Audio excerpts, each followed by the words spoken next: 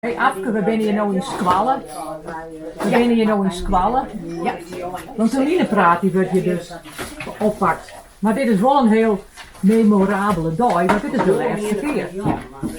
En hoe lang zit er nog bij? 44 jaar. En hoe is het begonnen dan? Ik ben van de type onder toen zat ik bij hij op de bank ben hoor. En daar ben ik van type begonnen. Maar Baltie Wits onder andere. Dus toen ben ik toen ze daarom ben ik ingekomen. En na al die jaren, en nou zit je jaren dus. Ja, hartstikke leuk. Ja. En hoe vind je het dan dat het nou ophoudt? Ik heb respect voor de meesten die het altijd nog in gaan zetten, maar dat is een boeren.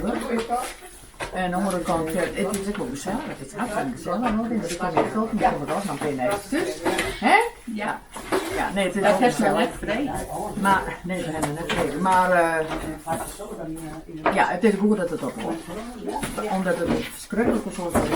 Hele probleem. Het maakt dat je elke keer wat weggebeurt, het maakt al je, ja. Ja. En ik breng het alleen maar om. Dus nou, het einde.